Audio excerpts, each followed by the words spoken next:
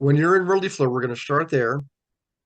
The first thing I would always recommend you do is watch this video right here, 8 minutes and 31 seconds. It gives you a real nice overview of the RealeFlow platform. Okay. Now, you don't have to do that now, but I would definitely do that. And then over here is your panel, right? Your menu.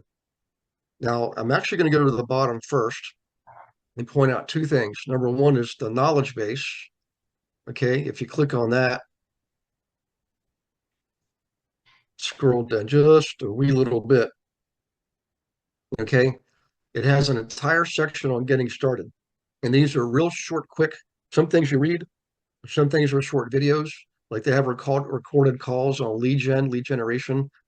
So I definitely recommend watching those. They're very short. It doesn't take a lot of time. And then on the analysis tools, you definitely want to watch this. Hammer Point is a awesome program for doing rehab estimates. Okay. Very easy to use. That's why I just use these tutorials and you'll be just fine. Marketing, we do use our marketing. We use our team letter more, but I would suggest learn their marketing. Leads, how you get leads and so forth and so on. So I don't want to spend a lot of time on that. I just want you to know where it is. Again, back on the menu, it's called knowledge base.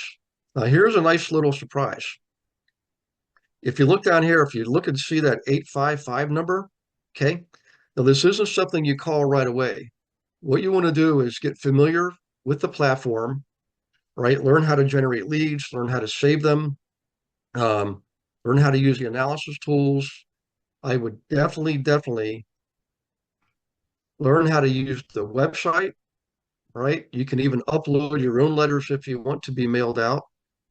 Get familiar with how to use the opt-in forms, and of course the marketing library. This is where all the gold is. So um, there's several dozen postcards, different looks and feels and images and purposes. Okay. Now, having said that, we do have agents that do use the postcards and they do work.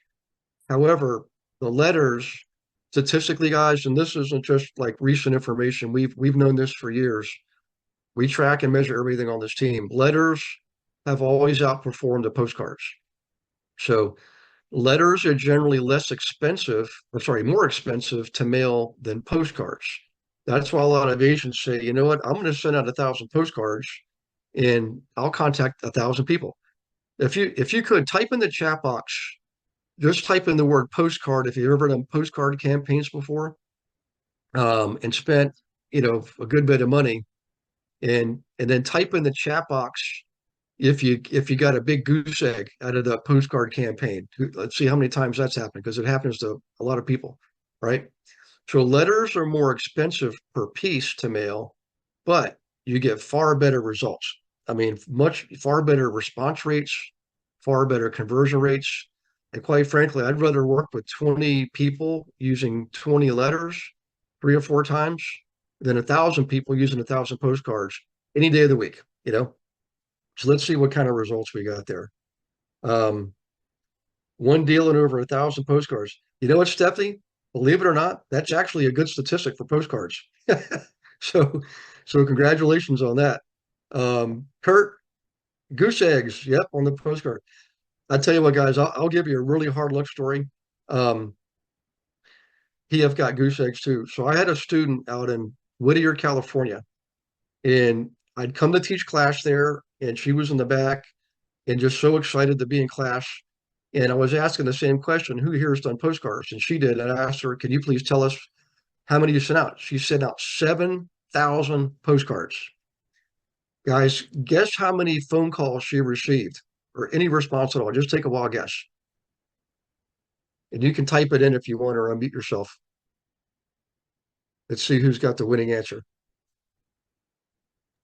10. Let's see what we got here. Nicole actually got it. 0. So you got 0 phone calls, emails, responses at all, period. Complete blank. 7,000 postcards. It was an entire marketing budget. She worked with a company to do this, and she spent her entire marketing budget. He was going for the Grand Slam home run. So I wanna interject something here before we go into the actual lead generating. Okay. Hey Um, Gary, this is Mark. Yeah, I hey, want to say Mark. something. There was a agent that was saying to handwrite these letters or so, Yep, because when you handwrite them, you get a bigger response. And his we thing do. was real simple. It was like, I have a buyers looking to buy your home. Would you be Yep, interested in selling? Just simple like that. yep. Yeah, handwritten, anything you can do handwritten. And I'm going to go into that here in a little bit on the envelope and the letter.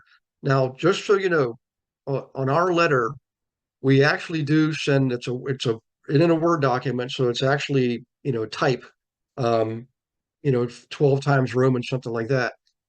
But we do hand sign a letter. However, we actually handwrite the recipient's name and address on the outside of the envelope because we've tested that. Let me go back here. We've tested our own mailing our own letters manually versus using direct mail here. Direct mail is where they do it for you. It definitely will save you time and probably money too. But the thing is, you're going to have a much lower response rate. We've tested it any which way but loose, and we always come out with our letter with a handwritten name and address on the envelope and an actual stamp is going to get far higher open rates. And in the letter, because the way the letter is written, worded, excuse me, written, and then we hand sign it, we have some high response rates there.